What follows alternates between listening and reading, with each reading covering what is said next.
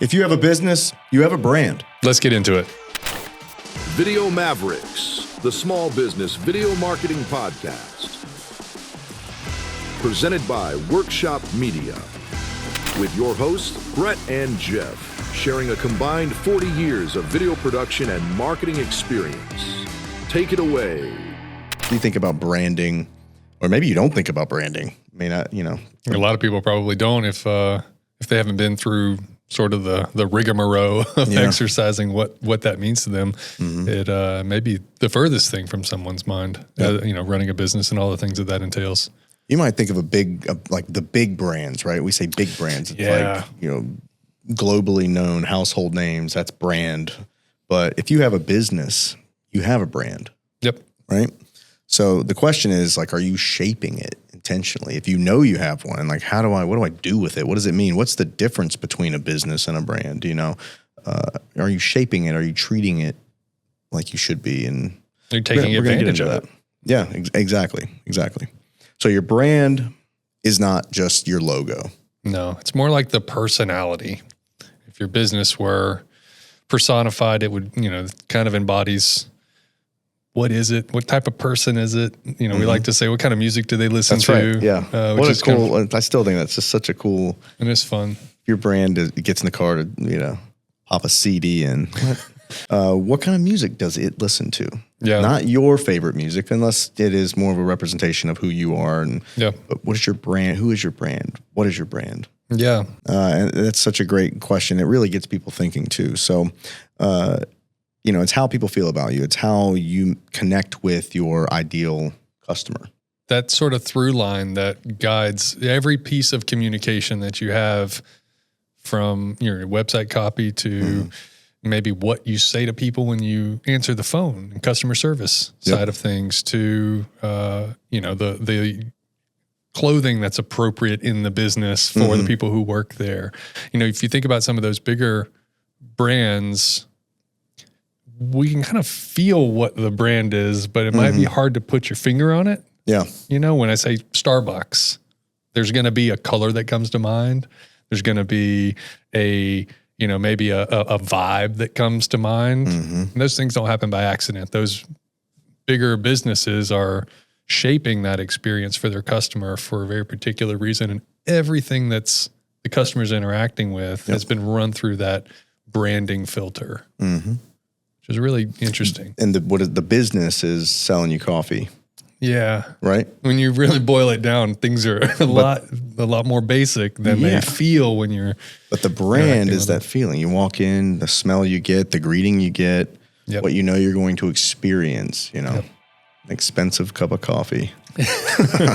No, I like Starbucks. So business, you sell the operation of what you do, the product or service you sell, or whatever it is that you do in your business. The brand is... how are you connecting? What story or messaging are you telling? What is that feeling that your business has? Yeah. So why is that important? Why, what's the point? Why does it make any difference? If I run a woodworking shop, why can't I just run a woodworking shop? It's about IQ versus EQ. Yeah. Right. And that is logic versus emotion. We are purchasing and connecting and following brands online based on how we feel about them, the trust that we have in them. Yeah. Not just that's the best live edge table I've ever seen. I'm going to buy that now. That may be the case. You may make the best possible product in your woodworking shop, but customers are connecting more now, and we want to align with companies. We want it to be a more I think about farming or, healthy eating or, sustainability. We're thinking about where the food is, the farm to table. We want to know who's actually growing the tomato, not that I can get a whole bunch of tomatoes at the grocery store for this price. There's that sort of like personal connection that is, for the customer, it's part of their story to be able to say that they align with these tenets. These are our values. Are they yours? Yeah. And it's when you pick a t-shirt and you choose to wear a shirt that has a brand on it, you are embodying that brand, so to speak. If you're going to wear a logo on, you're saying this is a vote for that brand, and I'm willing to pay money to show off their company. Yep. So it's a vote for the brand. And, I think woodworking shop, we'll use that example. It's safe to say that there are others. You have competitors, and they're going to be, maybe you are the best at a portion of it, but it's relatively reasonable to say that other people do it as well as you do in a lot of cases. And so your brand is a differentiator. It's it's a leg up in your market if you can connect with people so that they choose you over the other. It's not, some businesses, it's 100% convenience. Yeah. You just have to be there when the person needs something because it's a fleeting moment. That's not necessarily what we're talking about in the branding element. If I think about like a gas station, for example, you need a gas station when you need it at that moment. The branding for something like that is probably a little bit less important for that fleeting moment because they're not trying to attract people to come from across the street even. But if you have something like a woodworking shop and you're trying to really connect with people so that they come to your business, they tell other people about your business, you're trying to stand out. And your brand is something that will genuinely be unique to you. That's it. I mean, you're separating yourself. You're standing out in a crowded market. Yeah. I mean, you could argue though that the gas station or that businesses that exist in that to solve a problem in that moment could still be in existence to solve. Those pain points. That could be a part of their. Yeah, and I kind of a little hesitant to say that, but I'm trying to make the point, I guess, that the likelihood that you're going to have sustainable business just because you happen to be in the way of somebody's day at the right time. Right. That's just great. I mean, that's just great real estate. You have really cornered the market if you just happen to make all of your income because you're in the way when people are needing you. So. Right. So ultimately, we're saying to think about what it is, why you exist, your brand story. We're constantly harping on that. The storytelling part of your business, which is your brand, it is exactly what we're describing here. So, you don't want your audience, your target customer, whoever it is that's consuming what you're giving, you don't want them to fill in the blanks or to be left wondering, and then those gaps be filled by your competition. Yeah. So it's about maintaining control. It's about guidance. I do have a business. We've worked with a lot of clients that, are just like the mom and pop shops, the smaller operations that they're doing all the work. They're wearing all the hats 7 days a week. I don't have a brand. Like I'm not arguing that point, but I am focused on running my business. So what the fun part about it is when you start to think about it outside of the operation, the nuts and bolts of the business and the offering, like why am I doing it? It's innately, it's a part of who I am, why I started this and why I'm doing it. You start to identify it. You go, yeah, I do. I've got a brand. I am proudly made in America, and I do this for this reason. And these are the gaps that I fill with my solution. We start thinking about why I did this. So I have a brand story now. Yeah.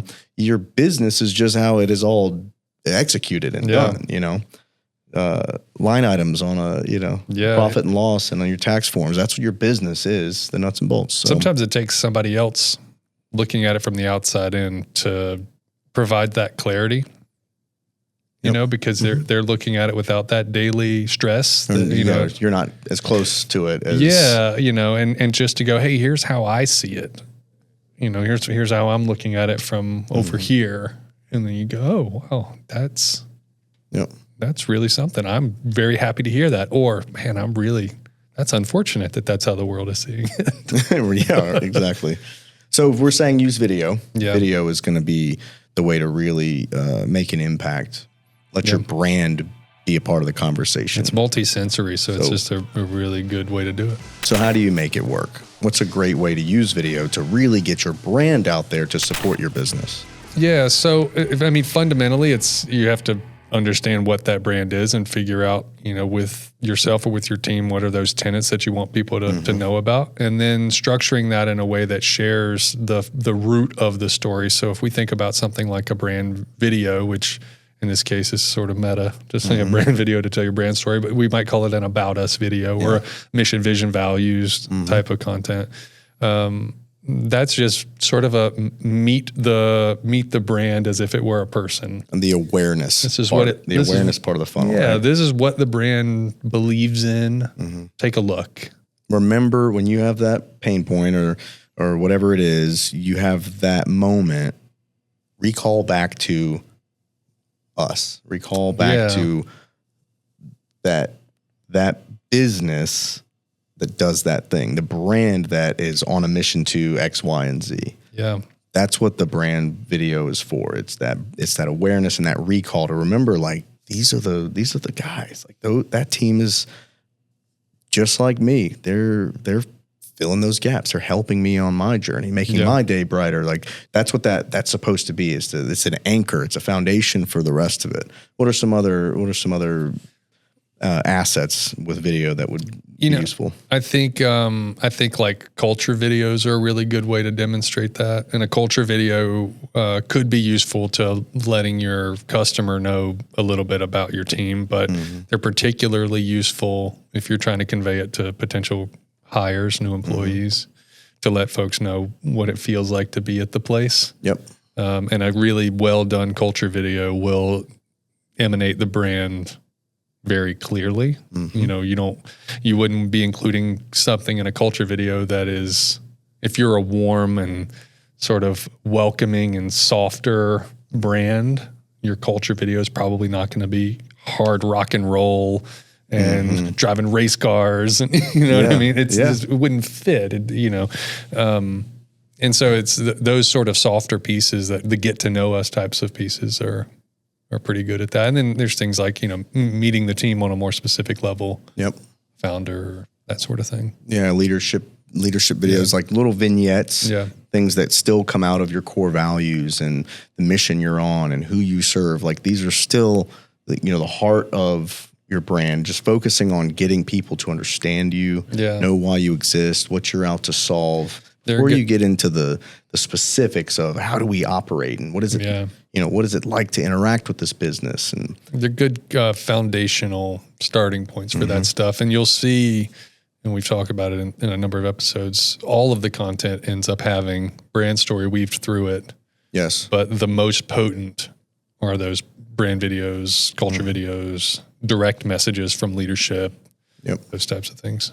So these, using these types of assets, that consistency online is going to help with clarity with your target audience, your customers.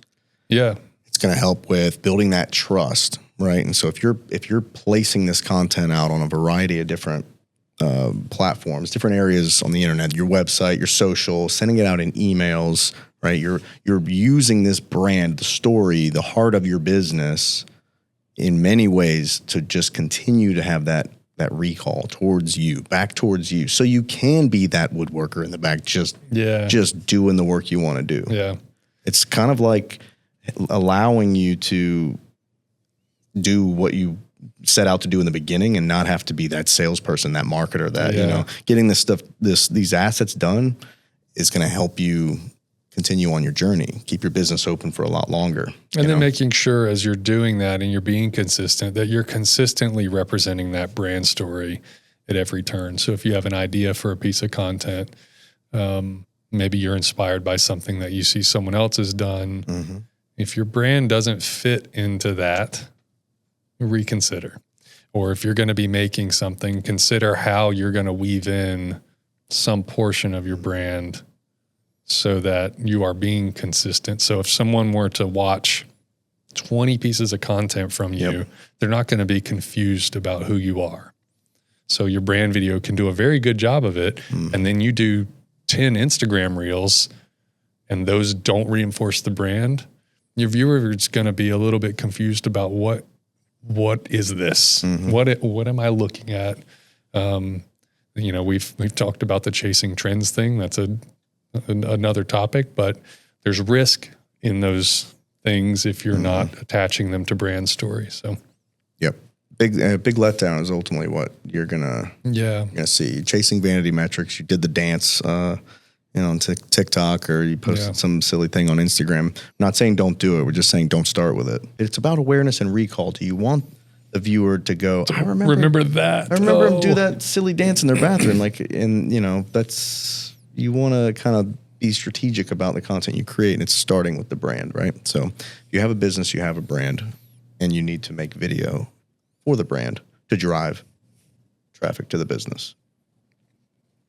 That's it. So if you're not actively shaping your brand at this point, you're letting others define it with filling in the blanks and using their imagination about your business, then it's time to, show them who you really are and start standing out among your competition and taking control of the narrative for your business. Start shaping your brand. If you enjoyed this episode, be sure to like, subscribe, and turn on notifications on YouTube, Spotify, and Apple Podcasts. We release episodes each week packed full of insights on how to grow and scale your business with strategic video marketing. That's right. And if you're ready to take the next step with your business, join us in our brand storytelling workshop. In just 90 minutes, we'll work with you and your team to uncover your brand message, align everyone around a clear narrative, and map out the exact videos that will move your business forward. This is a custom strategic session built around your unique goals. Learn more and book your session at brandstoryworkshop.com.